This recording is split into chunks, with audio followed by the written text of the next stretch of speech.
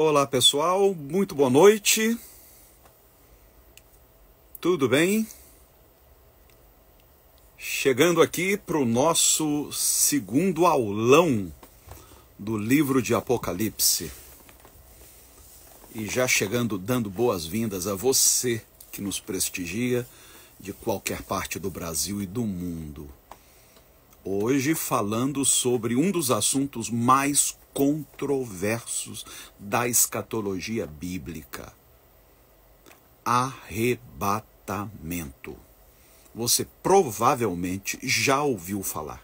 Mesmo você que não professa a fé evangélica, seja você católico, seja você umbandista, candomblessista, ou quem sabe até você que não professa fé alguma, com certeza você está familiarizado com o termo, de tão difundido que ele tem sido: arrebatamento, que é a crença de que a qualquer momento nós seremos removidos, raptados, tirados deste mundo. Será? Há realmente base bíblica para esta crença? De onde veio esta crença? Devemos esperar por um arrebatamento secreto? Isso tem a ver com a segunda vinda de Cristo? Se eu fosse você, não saía daí por nada. Eu não sei quanto tempo esta aula vai durar, talvez menos de uma hora, talvez mais de uma hora. Eu quero é concluir o raciocínio para não deixar ninguém na dúvida. Se você tiver papel e caneta, prepare, porque você vai tomar nota de passagens bíblicas que vão respaldar o nosso argumento. Se você tem uma Bíblia, seria ótimo se você a abrisse juntamente conosco, que você fizesse como os cristãos bereanos. Enquanto Paulo pregava, eles conferiam se aquilo batia com o que dizia o texto sagrado. Faça isso. Eu não me ofendo, muito pelo contrário. Eu quero é mais que você busque validar aquilo que está sendo dito à luz dos textos sagrados. E no finalzinho da aula eu vou trazer algumas informações muito importantes que vão te interessar. Então não saia daí. E se você puder, se você está me assistindo pelo Instagram ao vivo, envie esse aviãozinho que está aí no rodapé da live para o máximo de pessoas, para que elas também tenham a oportunidade de ouvir o que você vai ouvir nesta noite. Se você está me assistindo por outra rede social, eu peço que você compartilhe o link nos seus grupos de WhatsApp, de Telegram. O máximo de pessoas precisa ter contato ao conteúdo desta live. Bem, eu vou fazer o seguinte, gente. Eu vou desabilitar aqui os comentários para que não haja distração. Combinado? Vamos começar com o que diz Atos dos Apóstolos, no capítulo de número 1, do verso 6 ao 11. Tá comigo? Então abra aí a sua Bíblia ou tome nota para depois você conferir. Atos dos Apóstolos, que é o registro, meu pai gostava de chamar este livro de Jornal dos Apóstolos, o registro de o que fizeram os cristãos originais, sob a liderança dos apóstolos. Então diz o texto: aqueles, pois, que se haviam reunido, perguntaram-lhe, dizendo: Senhor, restaurarás tu neste tempo o reino a Israel? Veja, Jesus estava no seu último encontro com os seus discípulos. E mais uma vez, esta pauta reaparece. E aí, Senhor? É neste tempo que tu restaurarás o reino a Israel. Na cabeça dos discípulos, o reino de Deus, que era o que Jesus anunciava aos homens, era sinônimo de o reino de Israel. Hoje nós sabemos que não. Mas eles estavam engatinhando. Jesus não ia perder tempo agora explicando o que ele já havia explicado inúmeras vezes. Que o reino havia sido tirado de Israel e entregue a outro povo que daria os seus frutos. Ele se referia à igreja, não à instituição igreja, mas à igreja como sendo o embrião da nova humanidade, do que eu chamo de a civilização do reino do amor. Verso 7, olha o que Jesus responde.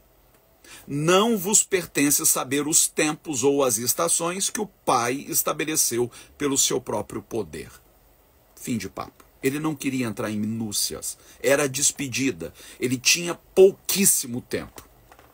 Mas recebereis poder ou virtude, no original, dínamos, poder do Espírito Santo, que há de vir sobre vós, e ser-me-eis testemunhas, tanto em Jerusalém, como em toda a Judéia e Samaria, e até os confins da terra.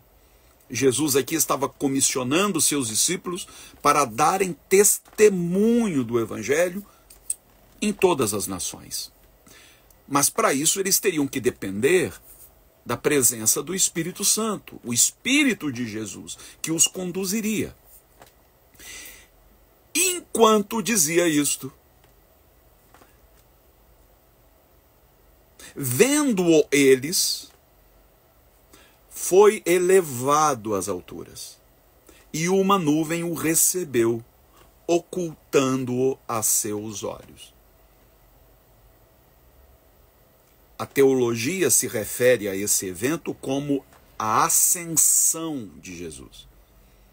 E isto foi testemunhado por uma multidão de cerca de 500 pessoas. Isso não aconteceu de maneira isolada, como, por exemplo, a transfiguração, que foi assistida por apenas 3 dos seus discípulos, Pedro, Tiago e João. Isso aconteceu diante do olhar atônito de 500 pessoas. Ele subiu, foi ocultado aos olhos de todos numa nuvem. E estando com os olhos fitos no céu, enquanto ele subia, eis que junto deles se puseram 2 homens vestidos de branco. Nós sabemos serem seres angelicais, os quais lhes disseram: homens galileus, por que estáis olhando para o céu? Esse Jesus, que dentre vós foi recebido em cima no céu, há de vir assim como para o céu o vistes ir. É com base neste texto, e obviamente em outros correlatos, é que cristãos acreditam na volta de Jesus.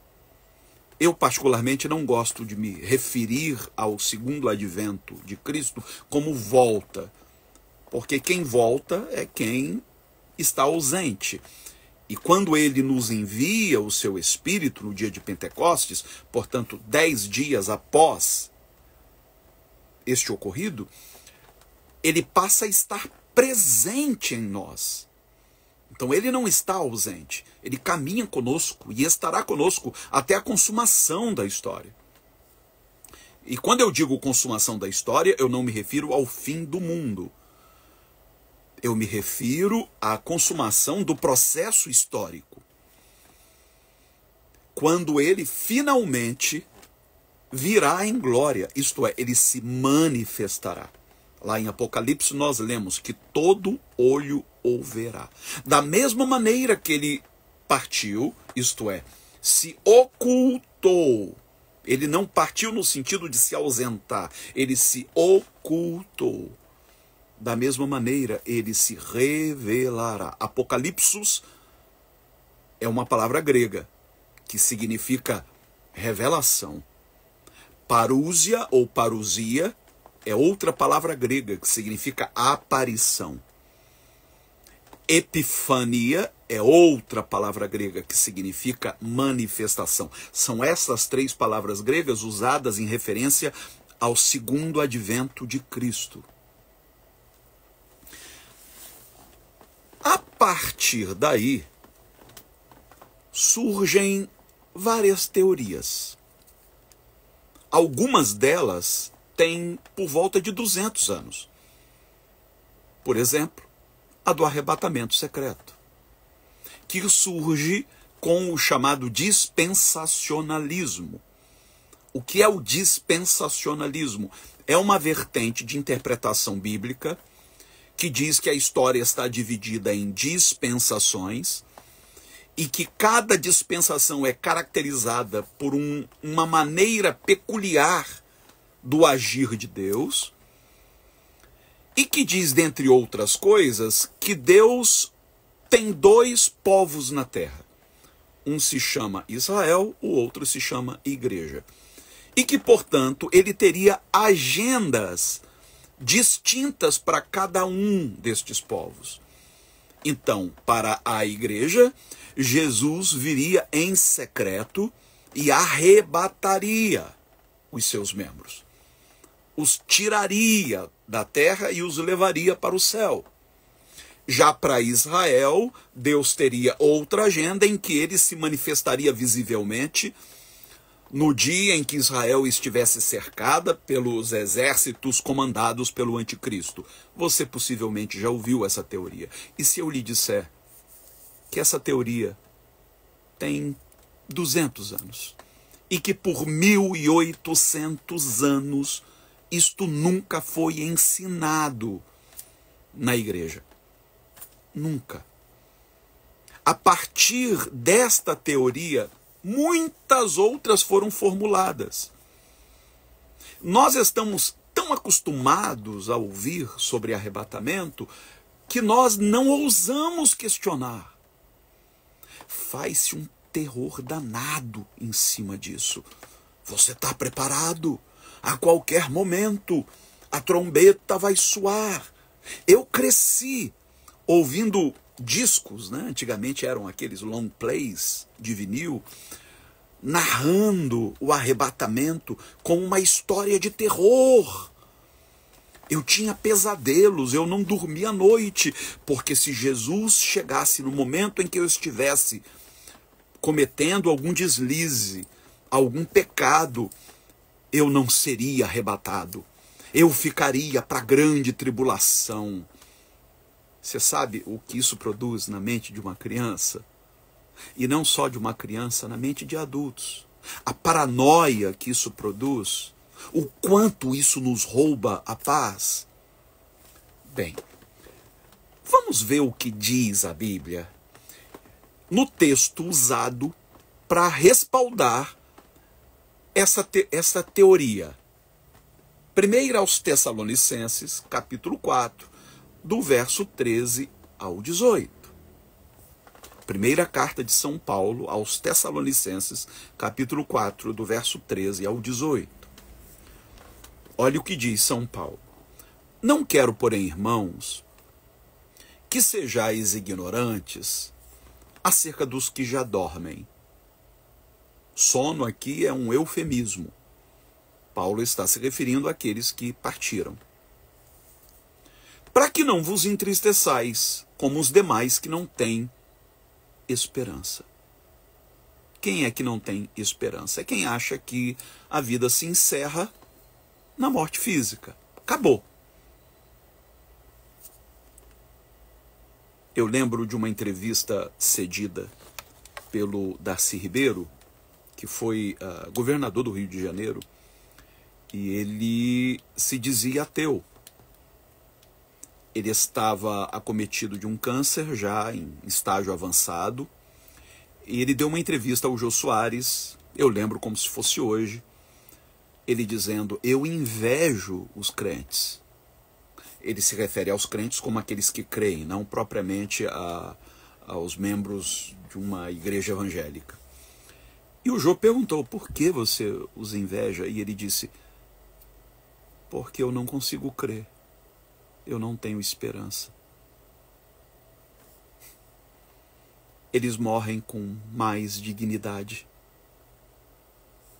mais resilientes, porque eles têm esperança, e eu adoraria ter esperança.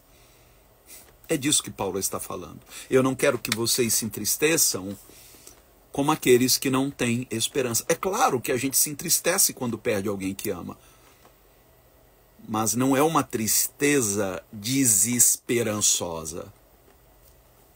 É uma tristeza que advém de uma ausência que acreditamos momentânea. No verso 14, Paulo vai dizer: porque se cremos que Jesus morreu e ressuscitou, assim também aos que em Jesus dormem, Deus os tornará a trazer com ele.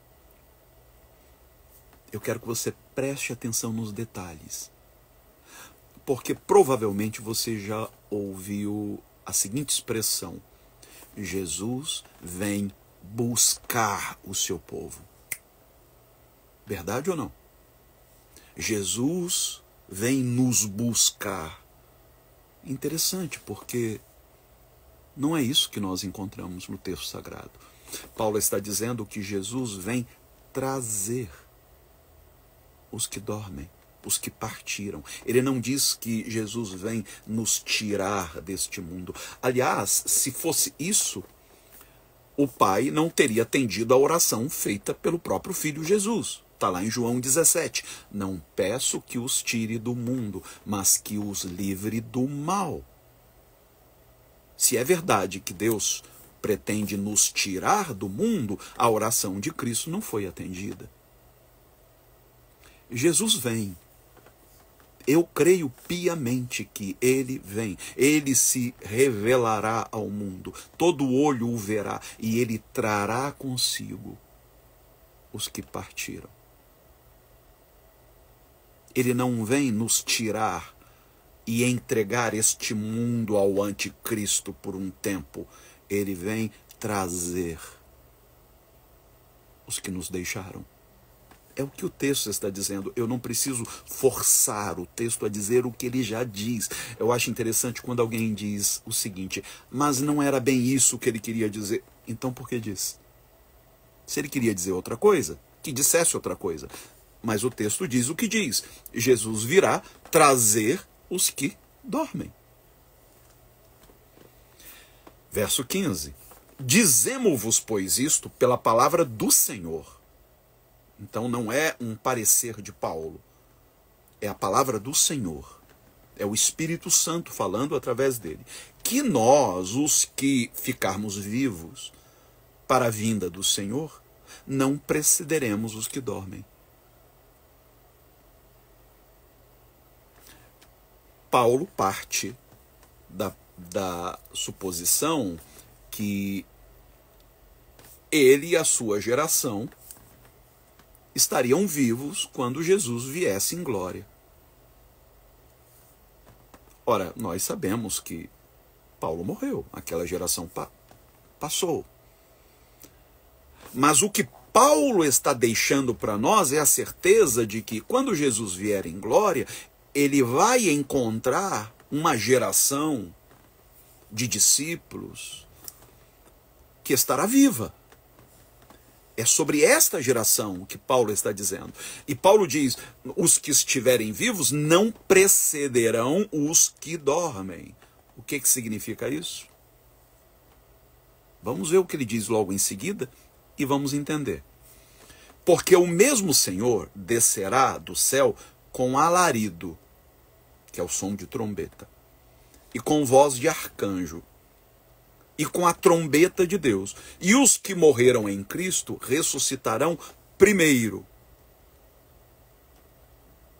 Depois nós, os que estivermos vivos, seremos arrebatados juntamente com eles nas nuvens, a encontrar o Senhor nos ares, e assim estaremos sempre com o Senhor. Opa, peraí.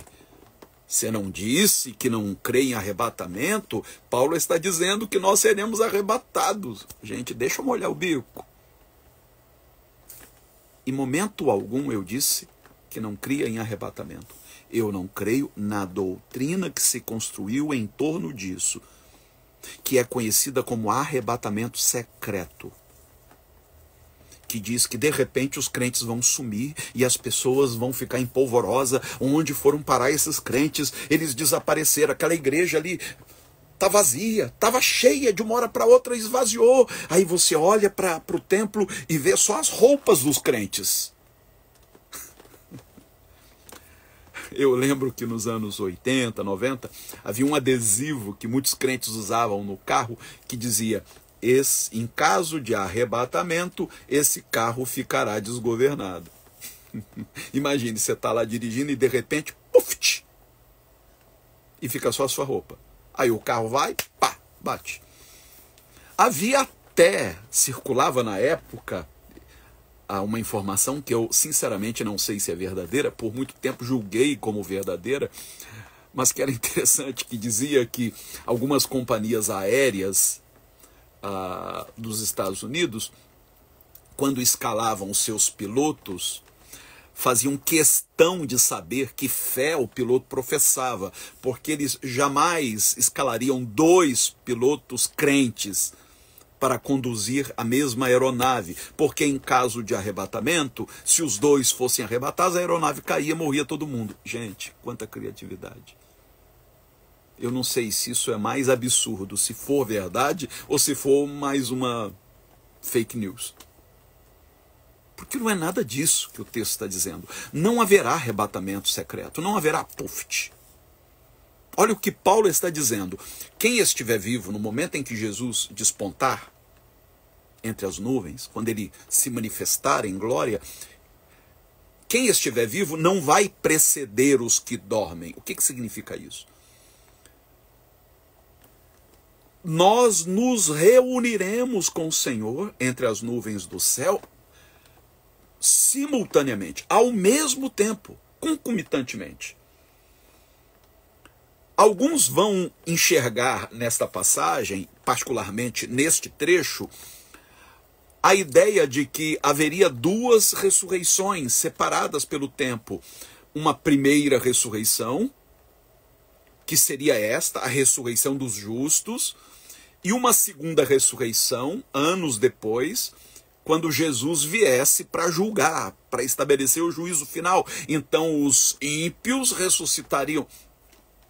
Não há isso. Jesus diz lá em João, capítulo 6, que vai chegar a hora em que todos ressurgirão, tanto os justos quanto os ímpios. Então não há 2 ressurreições distintas e separadas pelo tempo. Mas aqueles que ressuscitarem em Cristo se encontrarão juntamente com os que estiverem vivos na ocasião em que Jesus vier. Por isso diz que eles ressuscitarão primeiro, não é primeiro com relação a outros que ressuscitarão anos depois. Eles ressuscitarão primeiro com relação ao encontro com o Senhor. Então haverá a grande reunião.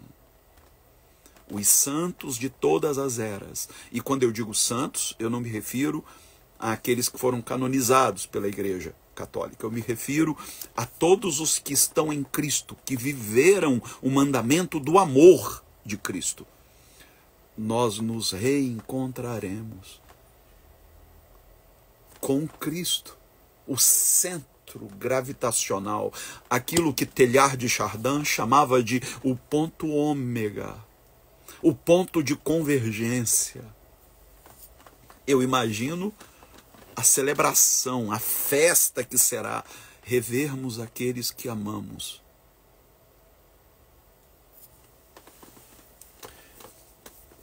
Portanto, verso 18, consolai-vos uns aos outros com estas palavras. É isso que a gente tem visto. Quando se fala da volta de Jesus, se fala num tom de consolo? Ou se fala num tom de pânico? Os pregadores até mudam a entonação da voz, para ficar aquela coisa fantasmagórica. Jesus está voltando. Meu Deus do céu. As crianças nem dormem à noite. As pessoas ficam temerosas de serem flagradas por Jesus. Você sabe que eu conheci um pastor, inclusive, já velhinho. Ele era tenente da Marinha e era pastor. Um homem, para ser tenente da Marinha, era esclarecido. Você acredita que ele tomava banho de roupa? Verdade. E quando perguntavam, mas por que de roupa? E ele dizia, porque vai que Jesus volta enquanto estou tomando banho. Eu quero estar preparado. Oh, meu Deus do céu. Chega a ser bizarro, né? Pois então, saber que Jesus virá em glória e que nós nos reuniremos com aqueles que partiram e que estaremos para sempre com o Senhor é motivo de nos consolar uns aos outros e não de nos apavorar. Ok, Jesus vem, nos reúne a todos e diz o texto que então estaremos para sempre com o Senhor. Dali vamos para o céu? Porque nós vamos, pelo que diz o texto, nos encontrar com Jesus nas nuvens, seja lá o que isso signifique. De lá nós vamos para o céu, para um lugar etéreo, onde tem uns anjinhos tocando harpa. É isso? Não. Preste atenção no que eu vou lhe dizer.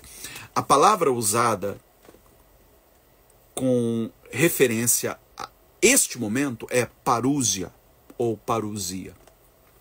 E esta palavra era usada quando uma cidade dominada pelo Império Romano recebia uma visita inusitada do imperador. Quando o imperador chegava para visitar aquela cidade, a população saía ao encontro dele para recepcioná-lo. E então adentrava os portões da cidade na companhia dele, celebrando algo parecido com o que aconteceu com Jesus ao chegar em Jerusalém. Lembra disso? Quando a multidão saiu com mantos e palmas, gritando Hosana, Hosana, o que vem em nome do Senhor. Isso era parousia. Era recepção. Quando Jesus vier em glória, nós vamos ser arrebatados ao encontro dele para recepcioná-lo, para virmos com ele. Para adentrarmos com ele esta realidade. A proposta do Evangelho, queridos, não é nos alienar da realidade. Este mundo é o mundo do meu Deus, do nosso Deus. Deus não desistiu da criação. Este mundo não está destinado a pegar fogo. Muito pelo contrário, está destinado a ser renovado. Por isso que Paulo termina o capítulo 4 de 1 aos Tessalonicenses dizendo: consolai-vos uns aos outros com essas palavras, porque isso é motivo de consolo. Você se consola, sabe, imaginando que este mundo vai pegar fogo e que pessoas que você ama vão torrar no inferno por toda a eternidade? Isso é motivo de consolo? Não, porque isso não é o Evangelho. Agora dizer que aqueles que dormem, nós vamos reencontrá-los, que a morte não é um adeus, mas é um até logo, isso é motivo de consolo. Principalmente numa época em que os cristãos eram lançados às feras no Coliseu Romano. Eram queimados vivos. Eram decapitados, como foi o apóstolo São Paulo. Agora veja o que vai dizer no capítulo seguinte. Agora fica ainda mais interessante. 1 aos Tessalonicenses, capítulo 5, do verso 1 ao 10. Saiba que a Bíblia não foi escrita em capítulos. Depois ela foi separada em capítulos para facilitar a localização das passagens. Então o capítulo 5 é só a continuação do capítulo 4. Não tem pausa. O argumento segue sendo o mesmo. Verso 1, Paulo diz: mas irmãos, acerca dos tempos e das estações, Paulo usa a mesma expressão que Jesus usou quando os discípulos perguntaram: e aí, Senhor, tu vais restaurar neste tempo o reino a Israel? E Jesus diz: não importa vocês saberem os tempos e as estações. Por que Jesus disse isso? Porque eles ainda não haviam recebido o Espírito Santo. Eles não estavam prontos para assimilar certas verdades. Mas agora, quando Paulo escreve isso, os cristãos já haviam recebido o Espírito Santo e com ele a mente de Cristo. Diz o texto: acerca dos tempos e das estações, não necessitais de que se vos escreva, porque vós mesmos sabeis muito bem que o dia do Senhor virá como ladrão de noite. E é aqui que muita gente escorrega, porque mais uma vez esta palavra é usada para criar pavor e para dizer que o arrebatamento vai ser secreto, porque está aqui: o dia do Senhor virá como um ladrão. O ladrão, ele entra sorrateiramente, não é assim? Ele não avisa, ele vai lá, entra, pega o que quer e vai embora. É algo secreto, mas é disso que Paulo está falando? Vamos ver o que ele diz em seguida. Pois que quando disserem a paz e segurança, então lhe sobrevirá repentina destruição, como as dores de parto àquela que está grávida, e de modo nenhum escaparão. Obviamente ele está se referindo a quem? A quem vive no egoísmo, a quem vive na ganância, àqueles que extraem da terra tudo o que ela pode oferecer sem se preocupar com as gerações futuras. Aqueles que gostam de apontar o dedo e condenar os outros ao inferno. Quando estes estiverem em paz consigo mesmos, diz o texto que este dia virá sem aviso prévio. Eles estão tão ensimesmados, tão voltados para si, preocupados em garantir os seus sonhos de consumo, que eles não se atentam para os sinais que evidenciam a proximidade desse dia. E o texto vai dizer: mas vós, irmãos, já não estáis em trevas. E trevas, queridos, é um eufemismo para ódio e ignorância. Viver em trevas é viver no ódio e na ignorância. Diz mais: vós, irmãos, já não estáis em trevas, para que aquele dia vos surpreenda como um ladrão. Porque todos vós sois filhos da luz, filhos do dia. Nós não somos da noite nem das trevas. Não durmamos, pois, como os demais, mas vigiemos e sejamos sóbrios. Esse vigiar é estar em estado de alerta, de consciência. Não é viver uma vida de alienação. Porque os que dormem, dormem de noite, e os que se embebedam, embebedam-se de noite. E aqui se trata de uma embriaguez figurativa. E nada embriaga mais o ser humano do que o egoísmo. Mas nós que somos do dia, sejamos sóbrios, vestindo-nos da couraça da fé e do amor, e tendo por capacete a esperança da salvação. É uma mente voltada para o futuro. E esperança é isso. É voltar-se na direção do futuro. Porque Deus não nos destinou para a ira. E quando a Bíblia fala de ira, está falando da indignação divina contra aquilo que é injusto. Mas para a salvação. Por nosso Senhor Jesus Cristo, que morreu por nós, para que, quer vigiemos, quer durmamos, vivamos juntamente com Ele. Aqui já pode passar a régua. O que Paulo está dizendo? Sejamos sóbrios, Não durmamos como os demais, mas fiquem sabendo que quer vigiemos, quer durmamos, nós somos do Senhor. Eu não sei quanto a você, mas a mim isso me traz uma paz. Não é desculpa para que eu viva nesse estado de embriaguez espiritual. Não é desculpa para que eu viva de maneira egocêntrica, irresponsável, inconsequente, de maneira nenhuma. Mas eu sei que eu sou falho. Eu não imagino Deus, e eu não creio que a Bíblia me faça imaginá-lo como uma espécie de Zeus. Lembra de Zeus? Que era o deus dos deuses dentro do panteão grego e que tinha nas mãos um raio, pronto a alvejar quem se atrevesse a desafiá-lo.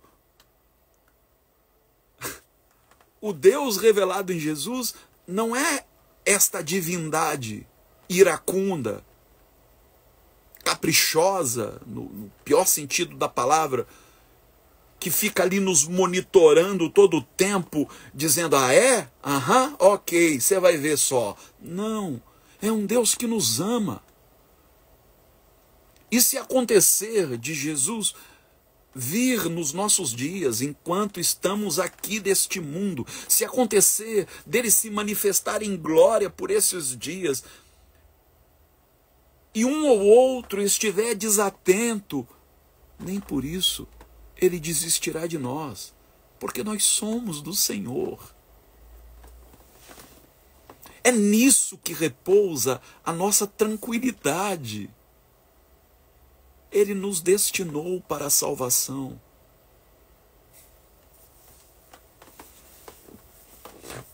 A proposta do Evangelho, queridos, não é gerar em nós uma paranoia, mas uma metanoia. Ambas as palavras têm origem no grego. Paranoia, você já tem uma ideia do que seja.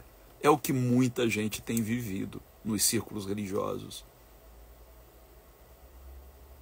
A pessoa num dia se sente salva, no outro dia se sente perdida.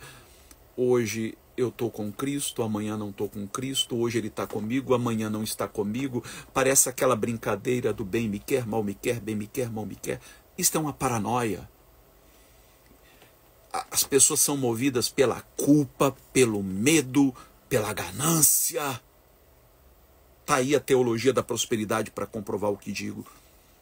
Já a metanoia, que na nossa Bíblia foi traduzida como arrependimento, mas que é muito mais do que simplesmente se sentir contrito por haver cometido um pecado. É muito mais do que um remorso, uma tristeza. Metanoia significa expansão da consciência.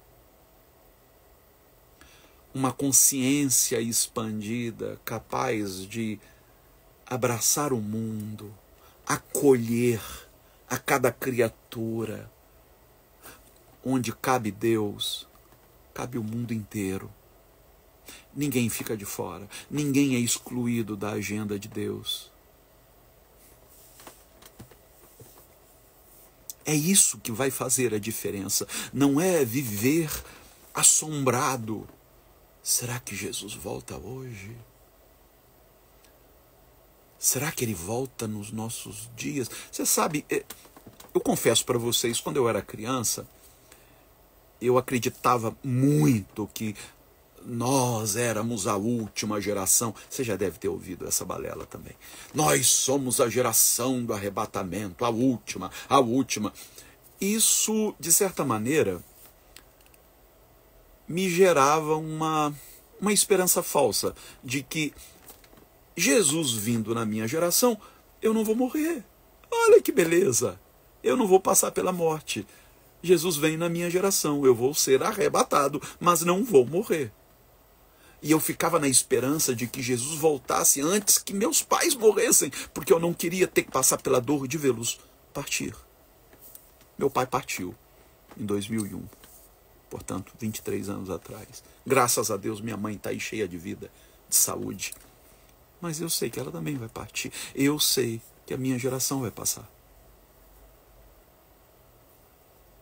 Eu até gostaria que ele viesse em glória hoje. Mas você quer uma boa notícia? Vou te dar uma ótima notícia. Não há ordem de chegada. Todos chegaremos ao mesmo tempo, nesta grande reunião. Porque esta grande reunião, que a Bíblia usa como metáfora as nuvens do céu, esta grande reunião transcende o tempo e o espaço. A ordem de partida. Meu pai se foi 23 anos atrás. Eu não sei quando eu irei. Pode ser daqui a 30 anos. Pode ser daqui a 30 dias. Pode ser daqui a 30 minutos. Ninguém pode assinar um termo dizendo tenho tanto tempo de vida. Mas o meu pai não terá chegado antes de mim. Porque quando a gente deixa esta dimensão espaço-temporal, a gente adentra a uma dimensão que eu chamo kairosfera. Nós deixamos a cronosfera e adentramos a kairosfera. Nesta dimensão, que é atemporal, não existe ordem de chegada. Isso quer dizer que se eu fechar os olhos aqui agora, eu sou imediatamente remetido àquele grande dia. Por isso que o texto diz, num abrir e fechar de olhos. É numa piscada. Não tem intervalo. É imediato. Quando meu pai partiu 23 anos atrás, sabe quem ele encontrou de imediato? Aqueles que se despediram dele naquele leito de morte. Como assim? Jesus diz que nós deveríamos granjear amigos neste mundo porque eles nos receberiam nos tabernáculos eternos. Amizade é coisa séria, viu, gente? É um vínculo perene. Nossos amigos, aqueles com quem compartilhamos o dom da vida, é quem nos receberão neste grande encontro com o Cristo. Isso não te consola? Fala sério. Isso não enche o nosso coração de alegria? Ao longo desses meus 37 anos de ministério, eu tive a alegria de celebrar muitos casamentos. Eu até perdi a conta. Aliás, vou celebrar um daqui uns dias na praia. Mas eu fiz muitos casamentos. Mas o meu ministério começou celebrando um ato fúnebre. E de um priminho de 9 aninhos, filho único, que foi atropelado por um ônibus enquanto andava de bicicleta na calçada da sua casa. E eu fui designado para fazer o ato fúnebre do meu priminho. Como foi difícil. Eu estava iniciando o meu ministério naqueles dias. E de lá para cá, eu fiz muitos funerais. É claro que a gente, quando se depara com a realidade da morte, aquilo nos comove. Jesus chorou diante do túmulo de Lázaro, gente. Não dá para ficar indiferente. Mesmo quando eu conduzo um funeral de uma pessoa com quem eu não tinha muita proximidade, quando eu vejo a dor da família, aquilo me comove. É ausência. Mas, por outro lado, a esperança de que aquilo não é um adeus, de que um dia nos reencontraremos. E para aquela pessoa que partiu, o reencontro já aconteceu. É por isso que a gente chora diante da morte, mas não se desespera, porque a gente tem esperança. Sabe, queridos, eu tenho tanta coisa que eu quero compartilhar com vocês sobre isso. Eu tenho me dedicado desde 95. Faça a conta. Quantos anos tem? Eu tenho me dedicado a entender a escatologia bíblica. Não tem sido fácil, porque uma questão acaba trazendo outras a reboque. Eu sei que provavelmente você deva estar agora cheio de perguntas. Ainda que tudo que eu tenha dito faça sentido, você diz, mas peraí, e a besta do Apocalipse? E o anticristo? E a grande tribulação? E o milênio? E a Nova Jerusalém? E a grande Babilônia? E a marca da besta, o 666? É tanta pergunta que é claro que eu não daria conta de responder a todas essas perguntas em 1 hora de aula. E eu propus no meu coração oferecer a vocês um curso completo de escatologia bíblica.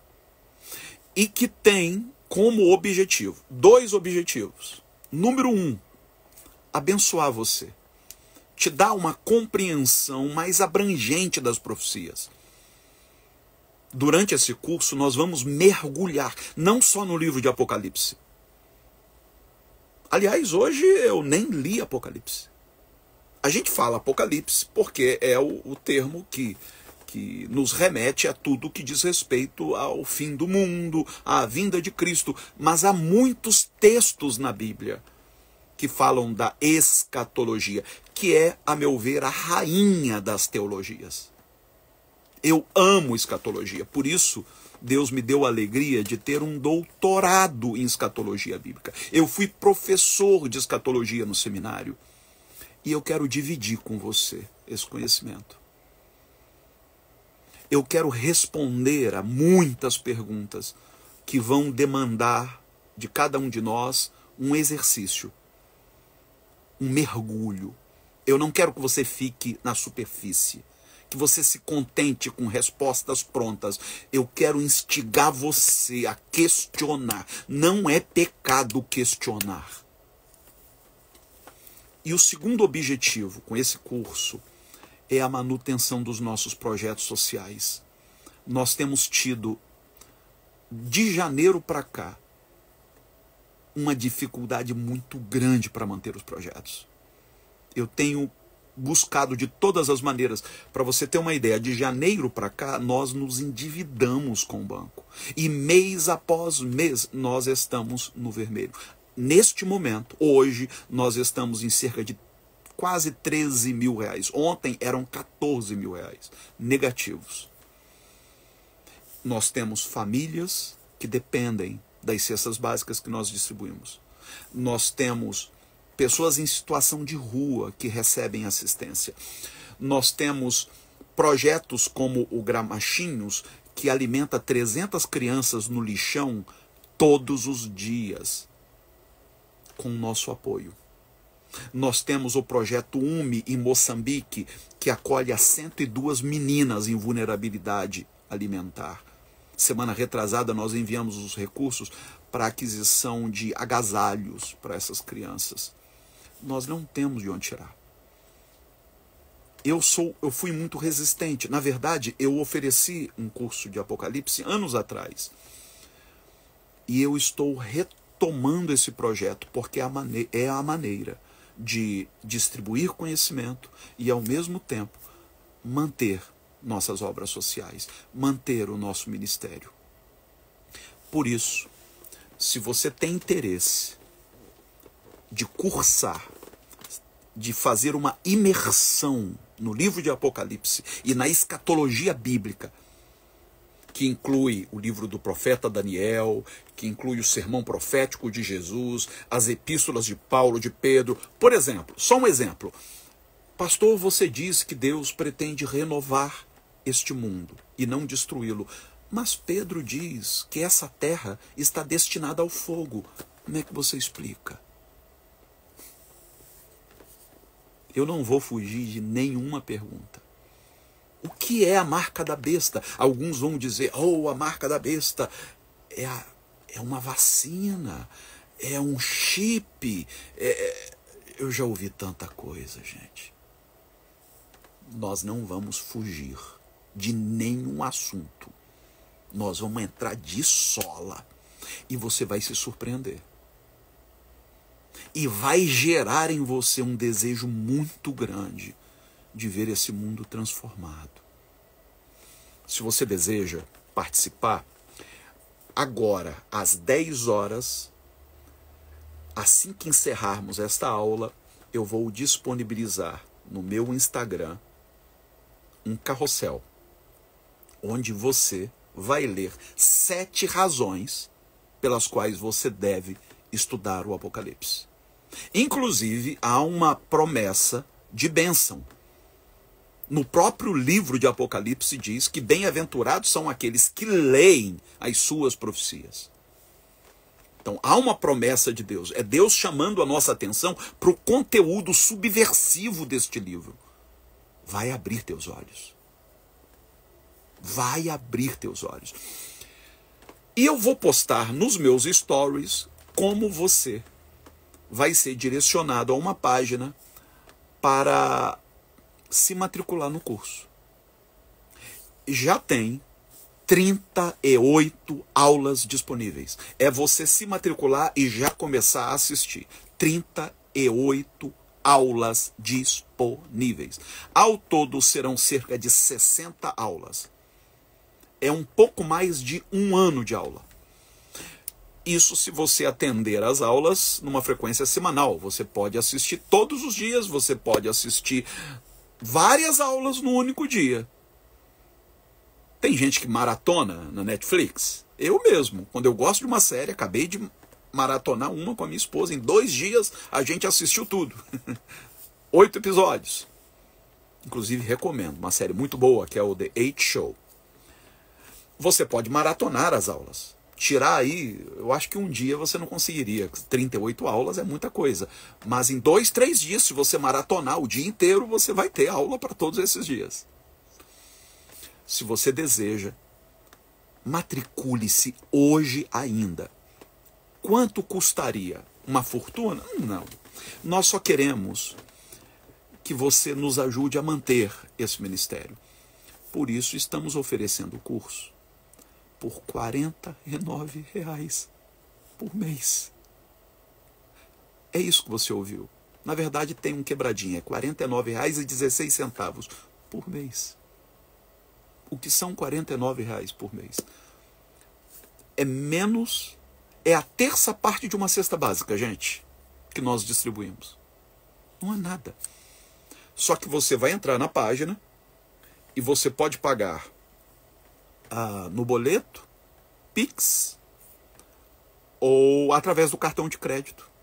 Você vai poder dividir em até 12 vezes o valor do curso. R$ 49,00 é uma parcela. 12 vezes de R$ 49,00 você paga uma vez por mês. Por 12 meses.